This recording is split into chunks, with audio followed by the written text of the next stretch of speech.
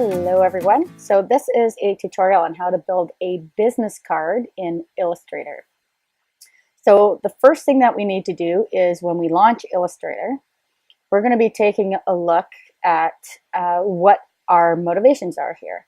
And so our final destination for what we are about to produce is going to be in print. It is a printed business card. So we'll choose this option here.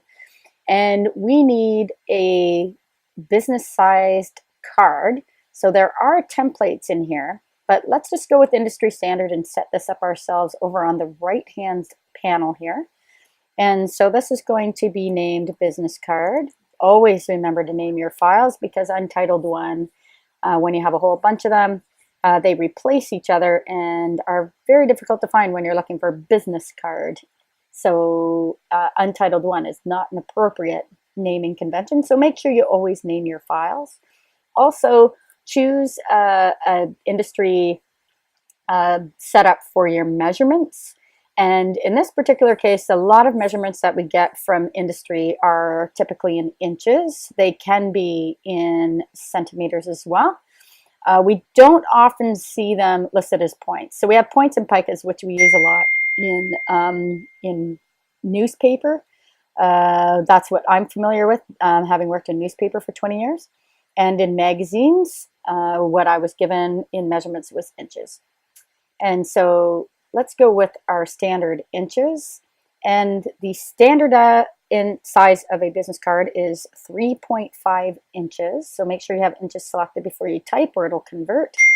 And 2 inches in height. So you will see here that the orientation will change as soon as I hit enter or return.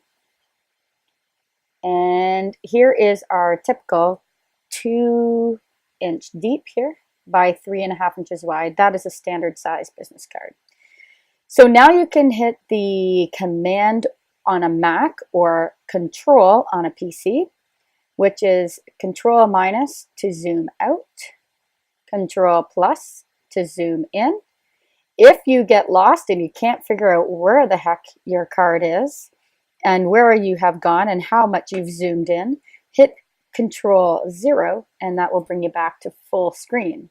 Control 1 will bring you to, well, what's supposed to be 100% of actual size, which clearly this is not if we held up a business card to this, so just be wary that you might need to put a business card up against the screen so you can see what the actual size of the print is, which is crucial when you're designing business cards, because when we're working in this size, everything looks great until, guess what?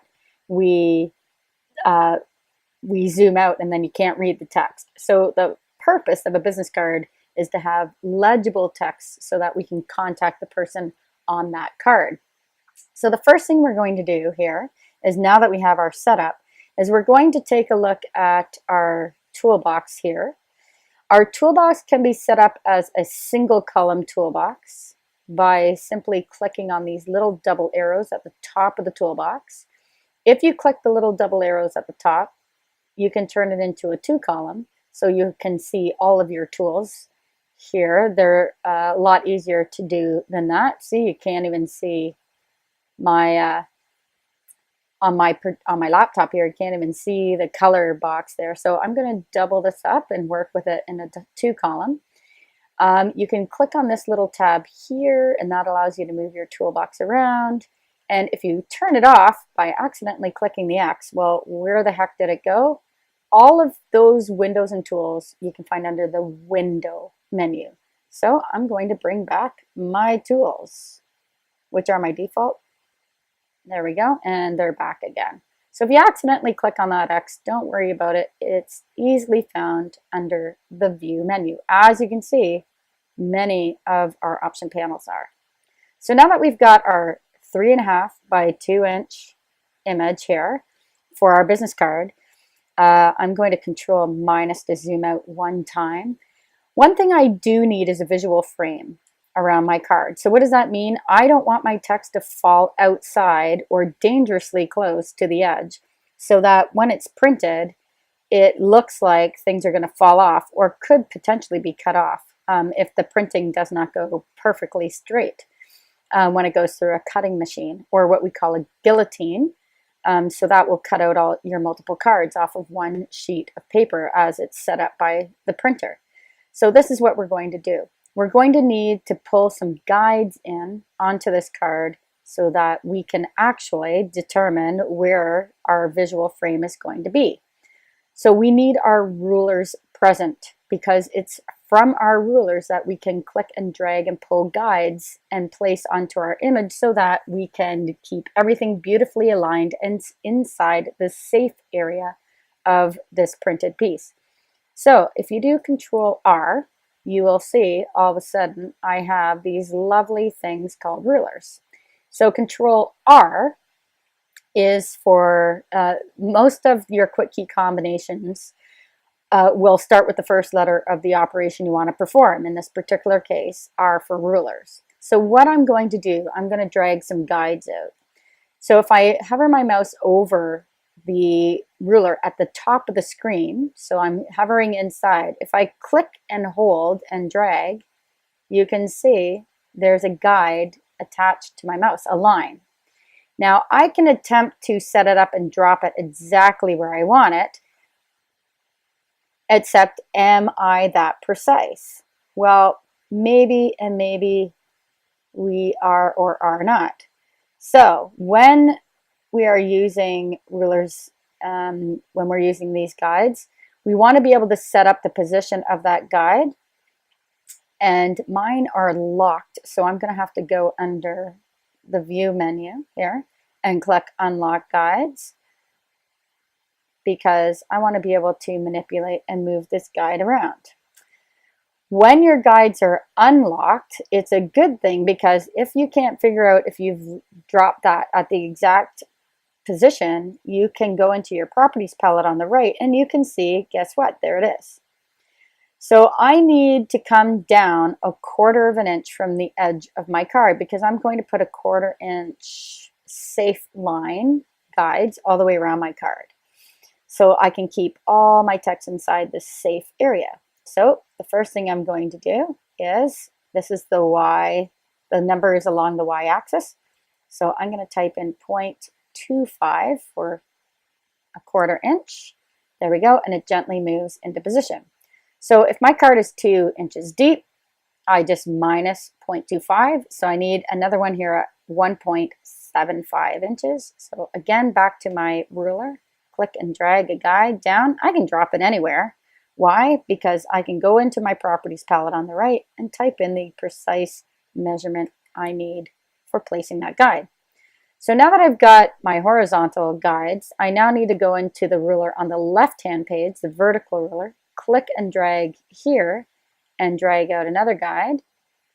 Again, I need 0.25 inches, so I'm going to go to the right-hand panel and I'm going to type in and hit enter or return on a Mac the position of that guide, and I need one more. I need it over here on the right-hand side. So if it's 3.5 inches wide minus 1/4 inch, we need 3.25 inches. So I'm going to click and drag inside my ruler, drag out another guide, drop it, and then tell it where I need it to go, which is 3.25 inches. Hit enter or return on a Mac, enter on a PC, and there we go. We have our guides. Now earlier, because I'm working on my laptop, I've got preferences set up to automatically lock guides when I drag and drop them on. When you're on the school computers may have them unlocked as a policy, or sorry, it's just the default of the program. So what I'm going to do is go under the view menu where I started, go down to guides, and I can lock the guides. Now you can see to the right here, you can see the quick keyboard combination in order to lock those guides. So this symbol here stands for shift, then that symbol stands for control on my machine, so that's my command key on a Mac, and then the colon. So I can use a keyboard shortcut, or I can come under the view menu to guides and choose lock guides. Now I cannot access those guides, they're locked into place, and now I can't accidentally move them around. So the next step, adding text. So this is where I'm going to go into my toolbox here, click on the text tool, the type tool, and I want all my text contained inside a box on this page. So what I'm going to do is start in the upper left-hand corner of my safe area where my guides connect and intersect here. And I'm going to click and drag a box. So you click, hold, drag, and drag a box. It nicely fills in with Greek or, yes, Greek, no, Latin text. So in order to replace that, it's just showing you where the text is going. It's also showing the default on the right. The font is Myriad Pro. The style of this particular font is regular, and here's the size, and here's the leading. So space between the lines. So the point size of the text and the space between the lines of the text. So the first thing you need to do is type in your name. So what do you want people to read on your card, and how do you want them to identify you? So I'm going to put this, the next thing I'm going to do is put my title. So, whoops, helps if I pay attention, right? And I'm actually going to put a fuller title here. So put whatever title you wish to put in this place. Even if you have to put some placement text like Superman or Superperson or whatever you want to put here, just as placement text until you decide what your title is going to be. So I will be putting this here. Now, when it comes to proximity, that is a design principle that tells us that we need to package like information together. And the easiest way to make this a package is to then add an extra space here before I move on to my location. So my location is going to be Conestoga College, and I'm going to put the address. So we have location and address as a package.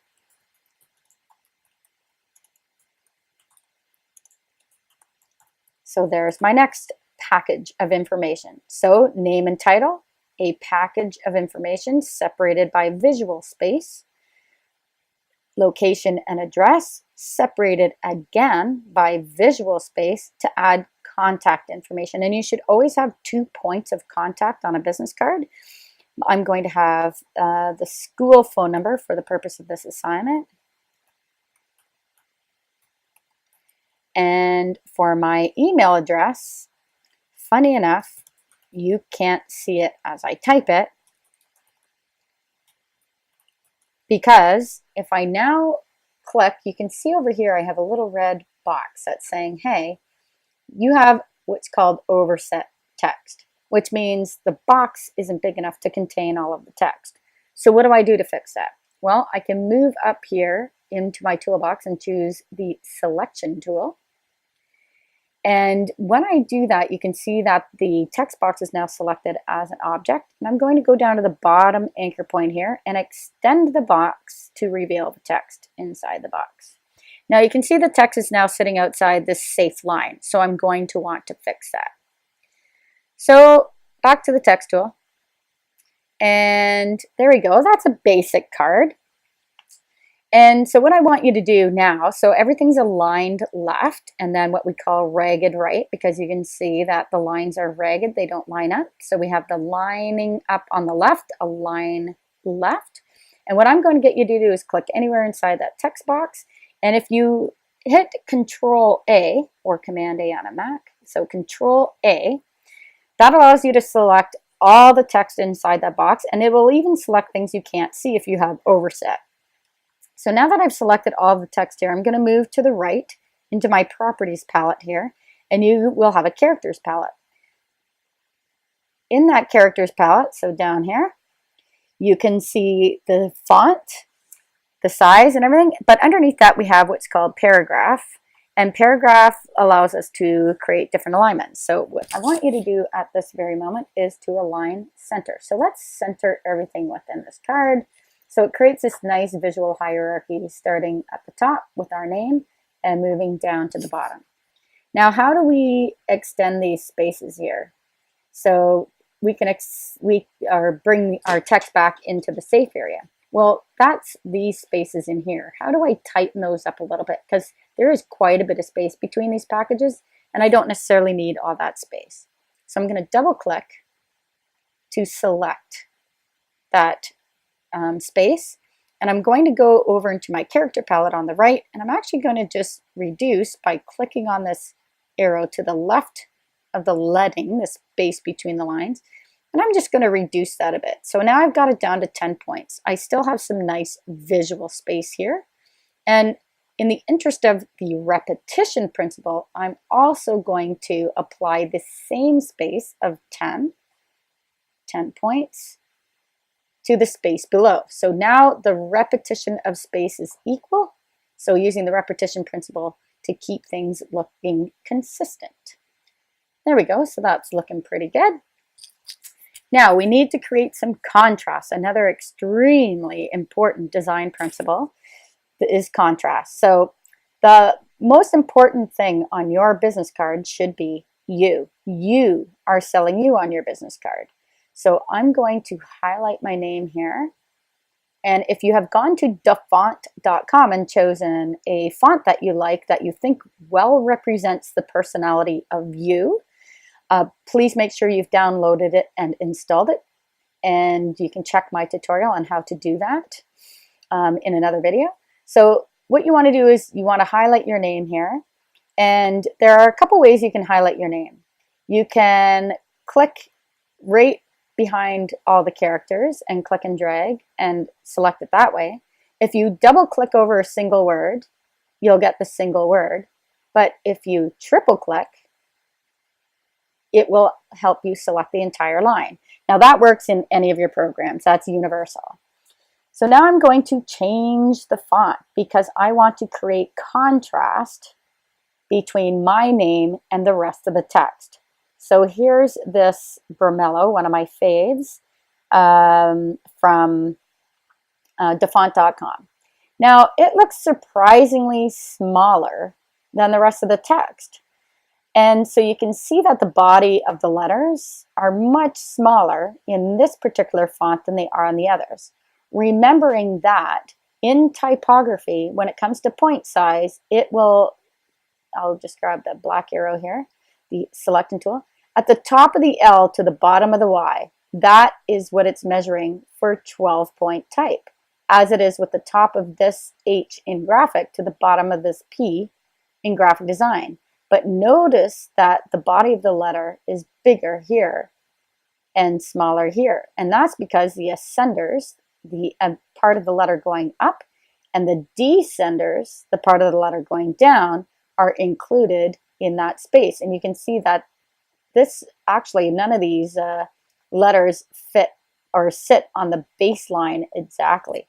So if I zoom in on that, you can see that the O and the E are sitting above what's called a baseline. Here with graphic design, you can see all the letters beautifully sitting perfectly on this baseline. But this is more of a scripted font, and so you can see that it has a little bit of artistry to it. So now this 12-point text looks smaller than this 12-point text when you add the ascenders, the X height, and the descenders all together to create that 12 points. So what am I going to do? Well, I'm going to make it bigger. So with the text tool, once again, hover over my text and triple click to select that line. And my favorite tool, or keyboard combination for making things bigger and smaller, well, let's go to the characters palette on the right-hand side. You can either increase your text size by using the little arrows going up and down. You can choose this arrow on the right to choose a preset. But you can also use Control Shift greater than, which is above the period. If you hold Control and Shift together with your left hand, or if you're a righty, use your right, and choose greater than or less than, you can increase or decrease the size of your text by using a keyboard combination. On a Mac, it's Command Shift. There we go. So now I have some visual contrast, not only with the type, with my font face, the type I chose, the font, but also in size. So when we're creating contrast, we want to make sure the contrast is obvious. So when we're playing with text, A different font works really well, and then size. But there's another thing we can do to create contrast with text. So I'm going to triple click again, and this time I'm going to add color. So I have this box right here. So what box can we choose? If you do not see that here, there's this appearance under properties right here. I can click the fill button and it will bring up this lovely palette here. And for this assignment, I'm going to hit red. There we go. And if I click away, whoops, it was red. It's decided to, there we go. All right, it's having a lot of fun with me today. All right, so I'll click back on the black arrow. There we go. Okay, I don't know what's going on. Maybe I'm in the wrong view mode. Yep, I'm in outline mode, which means it is not going to preview. See that? At one point, I may have hit accidentally Control Y, keyboard combo that sets my view to outline. So it looked like I colored it, then it went right to black and white. So this is a perfect time to show you that, hey, make sure under the view menu that you are not in outline mode, that you are in preview mode. So let's try that one more time with the color. And fill it with color. There we go. And now we have proper red text. We now have a very definitive, clear contrast from this text. So we've changed the font, we changed the size, and we changed the color. We have the rest of our text here. Excellent. We can also change this style, this font, in order to pick something that might go better with this one here. But right now we have this fancier text with a very plain sans serif. See, no feet, no extensions. But I do want to create a visual connection between my name and, do I want them to phone me, or do I want them to email me? So what I'm going to do is, with my text tool, I'm going to highlight my phone number, and I'm going to go to the right here and make it the same color.